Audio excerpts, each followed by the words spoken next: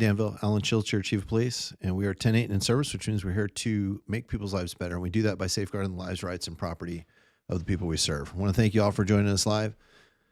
This is a live show, so if you have questions, you can throw them right in the chat. I'll work to get them during the show. We actually have a lot to cover. There's not much in the way of crime, but there's a whole lot in the way of arrests, and I'm going to cover some of the elements of those crimes because there's some that you might not see so much on the show, so I kind of want to cover what the elements are and what it takes for an officer to actually make the arrest. Sometimes the title of a crime, terrorist threats and or criminal threats or drunken public, can lead you to believe one thing when the elements of the crime are actually quite different. So stay tuned for that. As always, we want you to download and sign up. Download the Wildfire Preparedness Guide. Download the FEMA All Hazards Checklist. Make sure you sign up for the Sheriff's Office Community Warning System and check out the PG&E's website. That's where you can get information on power outages. And there's some good information on what you can do to be prepared should one of those power outages take place. All right, we're going to jump right into the crime. You can go to communitycrimeapp.com. This is where you can go, and you can actually set alerts to receive alerts on a daily basis. We upload there several times a day. You can also get sexual offender registry information there as well. Now, before I get into the crime, we're going to cover, because I was gone last week.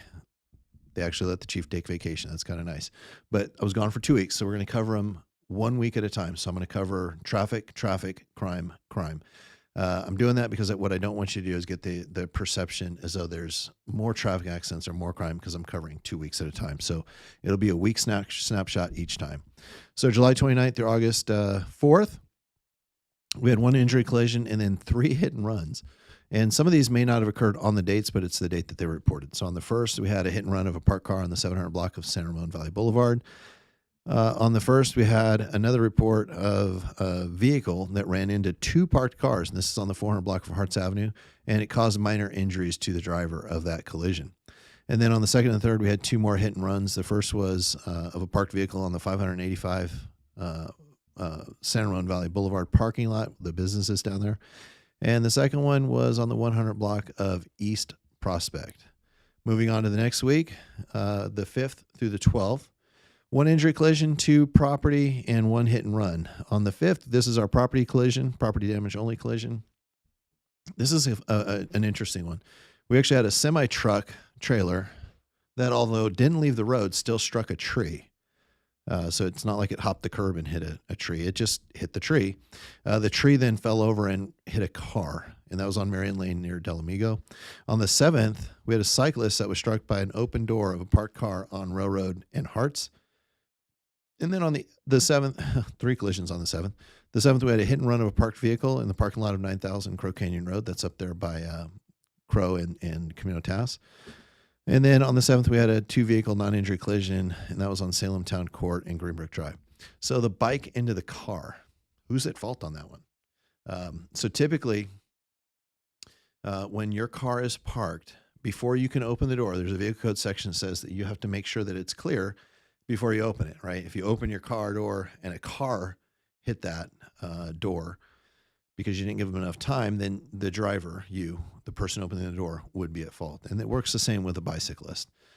If you remember, bicyclists, when they're traveling on a road and there is no bike lane, they're to travel, do it reverse, they're to travel to the right as best they can, right? And so if they're traveling to the right as best they can, and then you're parked there, they're going to be pretty close to your door. And so you just have to look and make sure that there's no cars or cyclists in the road when you're doing that. All right, going to move on to the crime. It's pretty light. So if you remember, a crime, we're usually somewhere between about 280 and about 330 Part 1 crimes. So that's rape, robbery, homicide, aggravated assault, burglary, theft, vehicle theft, and arson. So we're 300 plus or minus 20 for a given year. So the first week, July 29th through August 4th, we had 2, and they were both thefts. And so 2, that would be about half our normal rate.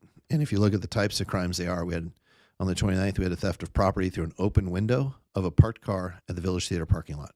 And so this was someone who had property that was in plain sight, window was down, so it was a target of opportunity. On the 2nd, we had a theft of alcohol from Safeway on Camino Tassajara, and this is less a target of opportunity and more a targeted attack. And this is what we're seeing more of. We're seeing more of people coming into Bevmo, people coming into Safeway, CVS, and they're targeting certain items in there. And that's what you commonly will hear in the news as organized retail theft. And so we do have that. We do see that here in Danville. It's not just at high-end stores, but we actually frequently see it at a lot of our stores in town. Okay, so on to next week, the 5th through the 12th. We had one aggravated assault, and I'll cover that in a little more detail on the next slide, and then a theft. On the 8th, we arrested a man for assault with a deadly weapon and possession of an assault rifle without a serial number, and that was on Swan Street. And then on the 8th, we had a theft of merchandise from the CVS on Camino Tasajara. So another one of those we believe to be an organized retail theft case. So again, 2 crimes each week. That's not very much. That's about half of what we're used to seeing. And so not too bad. What that tells me that you, everyone in town, you're making it so that crime isn't acceptable, right? And you do that by making sure that we take we talk about the crime triangle. So you have the motivated offender. That's the person at the top. That's the person that's out. They're unpredictable. We don't know where they may be, and they're out looking for crime, right? They're going to go to the stores or the location where they can find crime, right? So that's the second thing. That's the location. That's what all of us work on. Our maintenance folks are out there cleaning the streets. They're making sure everything looks good. All of you make sure that the town is looking good, so it looks uninviting for crime. The third one, and the one we have the most control over, is the target. Are we leaving our phone sitting in our car? Is it there and visible for people to see? So when we get 2 crimes each week, that tells me that people know that they can't just come into Danville and there's going to be stuff sitting on seats. So kudos to all of you. You're doing a great job of controlling that target. All right, let's look at the arrest log. The 29th through the 4th. On the 29th, we arrested a woman for DUI, gave her a citation, and this was after she was involved in a collision in the Costco parking lot. On the 31st, we booked a man in the Martinez jail for violating a court order, and he was being where he should not have been, and that was at a church on Camino Tasajara. On the 3rd, a man was issued a citation for DUI, and that was after he was found driving on Diablo Road at El Cajon. On the 3rd, a man was booked in the Martinez detention facility for DUI, and this was after he was found driving on Sycamore Valley and I-680. And on the 4th, we had a man that was arrested, and this one's a little bit different. He was arrested for being under the influence of a controlled substance, battery on a paramedic, and resisting arrest, and that was after he was contacted on Belgian Drive. All right, the 5th through the 12th. Again, more arrests than Part 1 crimes. On the 8th, the man was booked in Martinez, and this was the one for assault with a deadly weapon and possession of an assault rifle, and that was after an incident was reported on Swan Street. On the 9th, the man was booked in the Martinez detention facility, and he led officers on a pursuit from Danville all the way down to Pleasanton.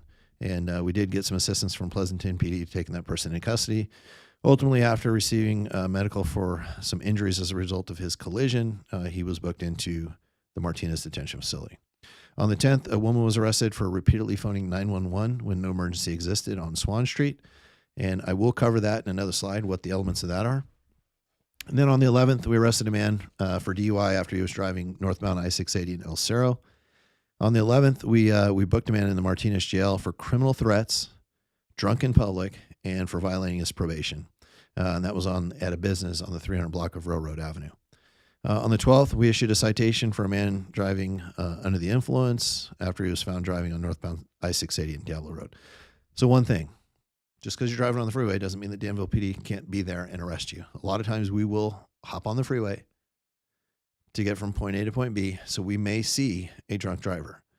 We don't want our officers passing that person up because that person could very well continue driving down the road and hurt somebody.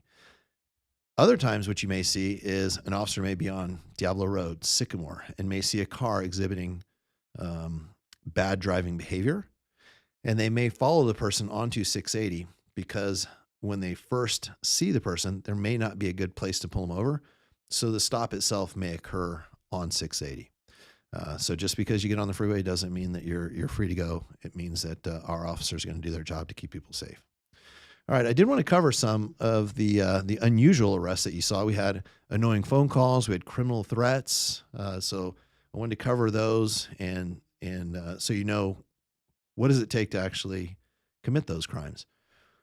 The other one was the drunk in public. I want to make sure that we kind of talk about that. But I don't want people to get the impression because we said someone was arrested for annoying phone calls or really misuse of the 911 system is what it was. It's an uncommon crime, and it does take quite a bit to actually meet the elements of it. We want people to feel comfortable calling 911 if there's an emergency. It's not a bother. So I hope by putting this up there, you'll actually see that the threshold is quite high. And so it basically, the penal code is 653X, and it says annoying 911 calls is when a person uses a telephone or some other electronic communication device to call 911 with the intent, and this is the key, with the intent to annoy or harass another person is guilty of a misdemeanor. And it says nothing in this section shall apply to telephone calls or communication using electronic devices in good faith. And then the intent is typically established by repeated calls over a period of time, however short. And the idea is that we only have so many 911 dispatchers. So if someone is repeatedly calling 911 for something that is either non-existent or clearly not an emergency, and our officers go out there, and usually what we'll do is we'll give the warning and say, hey, this is not an emergency, and it is not something to use 911. If you want help from us, you can call us direct at this number, but we can't have you tying up the 911 lines. If after that warning they continue, they would be in violation of 653X. It is one of the most rare crimes that I see, because the fact is we want to encourage people when they see something. You know, if you see suspicious activity in front of your house, maybe someone parks there, maybe they back into your neighbor's driveway, someone gets out and goes around the back of your neighbor's home. We don't want you thinking, is this a 911 situation, or should I call the non-emergency? Should I just email the chief directly? We just want you to feel comfortable calling 911. Your intent is to stop a problem from getting worse. Your intent isn't to annoy the dispatcher, right? And so if your intent is good, and it's usually pretty clear, there's no problem. And we want people to call 911. So just because we did make that arrest for annoying 911 calls, which again is a very rare arrest, and the threshold's very high to get there, I don't want people to be under the wrong impression. The other one is, the crime is called criminal threats, sometimes called terrorist threats. Wanted to cover that so you can see what the elements of those are, to see what the threshold is there, and how sometimes you may, as a third party, you may hear someone using really threatening language and wonder, why isn't the person being arrested? And I'll go over that, and you'll see based on one of the elements of the crime. We have to meet all of the elements. And so in this, I'm using the California jury instructions, and it says that the defendant is charged with blank counts of having made a criminal threat in violation of Penal Code Section 422. And it says, to prove that the person is guilty of this crime, the people must prove that, and then here are the elements. So in this, it says the defendant willfully threatened to unlawfully kill or unlawfully cause great bodily injury. So simply challenging someone to a fight, hey, I want to fight you. That's not it. You have to threaten to kill or cause great bodily injury. The defendant made the threat orally, in writing, by electronic communication device. So you have to in some way make the actual threat. The defendant intended for that his or her statement be understood as a threat. So there has to be the intent on the defendant. And under the circumstances, the threat was so clear, immediate, unconditional, and specific that when it was communicated to the victim, a serious intention and the immediate prospect that the threat would be carried out. So it has to be clear that the threat would be carried out. And then that the threat actually caused, and this is the one where we get hung up, the threat actually caused the victim to be in sustained fear for his or own safety or that of their immediate family, and that the fear was reasonable under the circumstances. So sometimes people, you may have someone that says something that you don't like, and it would be like if I said, if someone said, hey, I don't like people with short hair. Okay. And I have short hair. And I said, oh, that scared the life out of me. I thought they were going to hurt me because they don't like people with short hair. Well, it would be to an objectively reasonable person. It wouldn't be reasonable to think that alone is a threat to kill me or to cause me great bodily injury. So that's one of the hurdles that we can sometimes get hung up on, is although the threat may have felt a certain way, when viewed objectively, it doesn't meet the threshold of a threat to kill or a threat to cause great bodily injury or death. Now, the other one is the victim in the case actually has to feel threatened. And that's unique to the individual. So you may meet all of those other thresholds. All those other may be met. It may be clear and unequivocal. It may be very clear that it's going to be a threat to kill or cause great bodily injury. There may be the means to carry it out. But some people will tell us, well, I heard all that, I saw that, but and a lot of times it has to do with size difference. It was a little guy. I'm a very big guy. I wasn't really afraid. Well, if they're not really afraid, we don't meet the elements of 422, criminal threats. It doesn't mean that another lesser included or lesser crime may have occurred. It just simply means the elements for that particular crime weren't there. So you can see there's quite a bit in there. And to cover some of the definitions, someone who acts willfully when he or she does it willingly or on purpose. Great bodily injury means significant or substantial physical injury. It is an injury that is greater than minor or moderate harm. Sustained fear means fear for a period of time that is more than momentary, fleeting, or transitory. Electronic communication device, and this is the one that's been expanded over the years, as you can imagine. It includes, but not limited to, a telephone, cell phone, pager, computer, video recorder, or fax machine. Immediate family, and this is one that's been expanded as well. And it means any spouse, parent, children, grandchildren, grandparents, brothers or sister related by blood or marriage, and any person who regularly lives in the other person's household. So you can see the definition of who it may affect or who the threat may be to can be pretty broad. And it used to be very narrowly tailored when the law first came out, and it's broadened in a couple ways to make sure that it does protect people. But you can see there's a lot of points in there.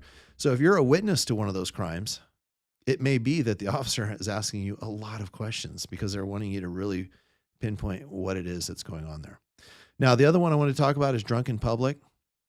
A lot of times we think that simply having too much to drink is simply it, right? If someone is drunk, maybe they're even stumbling a little bit, that's enough for drunk in public, and that's not the case, right? There is a threshold, and it's typically, I think, higher than most people would think. And the definition is a person who is found in any public place, can't be in your house, but any public place under the influence of intoxicating liquor, drug, controlled substance, toluene, or any combination of intoxicating liquor, drug, controlled substance, or toluene in a condition, and this is the one that's usually not met, in a condition that they are unable to exercise care for their own safety or the safety of others, or by reason of being under the influence of intoxicating liquor, etc., interferes with or obstructs or prevents the free use of any street, sidewalk, or other public way. That's the one that you'll see most of the time, the person that maybe is unable to actually lift themselves out of the sidewalk, or the person that goes into the roadway. Those are the ones that we see most often. Or when we start asking questions and the person doesn't even know where they're at. I've had on a car crash one time that someone that was really intoxicated here in Danville, when I asked the person, where do you think you are? He thought he was in Berkeley. That's pretty far away. And you start asking, how are you going to get home? And how, those basic safety questions. How can you care for yourself? And they're unable to answer those based on their level of intoxication. Then they might very well meet the definition. But simply, running out of a restaurant downtown and being drunk and stumbling a little bit, that's not the criteria, right? If they can still get to where they need to, if they're not going to hop in a car and try to drive it, then they're not going to meet the elements of being drunk in public. So it's not simply that you had consumed alcohol and you're physically in a public place. That's not it. The threshold's quite a bit higher than that. All right, I'm going to check the comments and see if there's any. I don't actually see any. So there's no question. Oh, so we've got Code Zero. Saw a lot of TCs. Those are traffic collisions on Pulse Point. Well, it's good. I'm glad you're on Pulse Point. So those that don't know, Pulse Point it's actually a really cool app. We do not have a law enforcement version because we would need to filter quite a bit more than Fire does. But the Pulse Point app is something you can download, and you can get alerts for different fire-related events, collisions, fires, things like that. And so this is kind of what their app looks like. And what it'll do is it'll kind of give you a list and show you what's going on. So you may hear sirens in your neighborhood, right? I mean, I know I do. And so if I hear sirens in my neighborhood, I'm usually pulling up the Pulse Point app and seeing, is it a medical emergency? Is it a fire? If it's a grass fire or rather a vegetation fire, that might be something I might need to go into work for. So I'm always checking that too. And so code says Pulse Point is the best app. He's right. It'd be great if police had something like that, but we haven't quite figured out how to work through some of the information. And the reason is we have to filter information before it goes out. So we can't just push information out. And I'll give you an example. So for a medical or a traffic collision, there's really not any sacrifice there, right? And there is a right to privacy, but people's personal information is not out there, and we're not sacrificing or compromising the tactics of the response, right? Like the fire response doesn't change if a bunch of people know about it.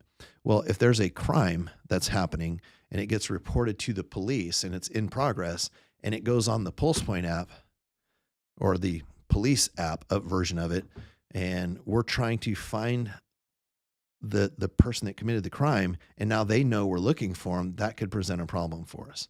And so a lot of times we want to limit who knows in those situations.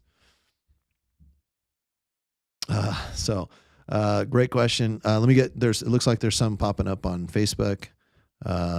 Vivian, thanks. Appreciate it. Appreciate the kudos. Celeste. Celeste, thank you for asking this question, because this is exactly the question I wanted to make sure that was very clear that I want you to call 911 for. I don't want people to not to call 911 when they think something bad is happening. So Celeste's question is, I never knew all of this. Thank you. So would seeing two people stealing liquor from a store be enough to call 911?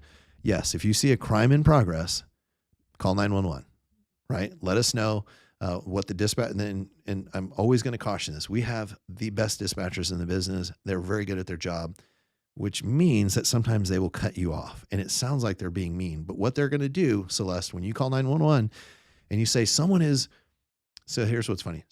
Typically what we hear is people will say, the Safeway's being robbed. That's a specific word for us. Robbery is not just a theft. It is stealing by force or fear. And robbery typically is maybe with the threat of a gun, maybe with pointing a gun, maybe with a knife. Now, if it's simply a theft, we might respond differently than if it's a robbery. A robbery, we might respond with more units. And so the dispatcher may cut you off and say, stop.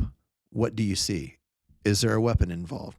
What is being taken? What do they look like? And what they're trying to do is, as quickly as possible, build a very good picture of what's going on so our officers can respond appropriately, right? Like if we don't get the description of the person, we may actually drive right by them. You may know the car they're in, but we haven't gotten it to dispatch yet. We may drive right by them. So Celeste, the answer to the question is certainly call 911 if you see a crime that's in progress, and we will respond. But just expect that the dispatcher is going to be rapid firing questions and trying to get those answers so we can respond appropriately.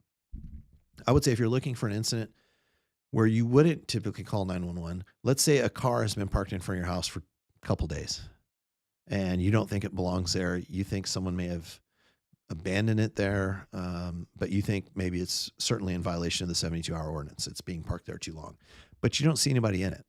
That would certainly be one where you wouldn't call 911. You would just call our non-emergency dispatch number and say, hey, there's a car that's been parked here for several days. I would like it checked out. And we'll come check it out. Maybe it's a neighbor's car and they're just on vacation. Maybe it's a friend from out of town. They parked and they all went to the city for the weekend. Could be anything. Could be a stolen car that was dumped there. We've had that before too. But if there's not an active crime happening, there really isn't a reason to call 911. Now, Celeste, let's say you did see the parked car and you called 911 because you weren't sure. Still wouldn't be a violation of 653X. If the dispatcher, however, told you, hey, this is not a crime, it's not for 911, we will have an officer come check it out. And then you keep calling us every 10 minutes wondering why an officer is not there, and you're using the 911 system, and the dispatcher keeps telling you, hey, this is an abuse of the 911 system, please stop. An officer will be out there when they're available. Now we might be getting into abuse of the 911 system. So you can see it takes a lot to actually break that threshold. But great question, Celeste. All right, that looks like it's the end of our show. I appreciate the engagement for those that are watching live. Those of you who watch after, thank you very much for watching. Our numbers look really good, which means that you are clearly taking something away from this. We're going to enter a new series here soon, and next week we should have some good information for you, so make sure you tune in on some of the arrests and things that have been going on this week. So it should be an interesting show. Thank you all for joining us, and have a good night. We're 10:10, which means we're off duty, but we're always 10:8 in service to all of you. Have a good night, Danville.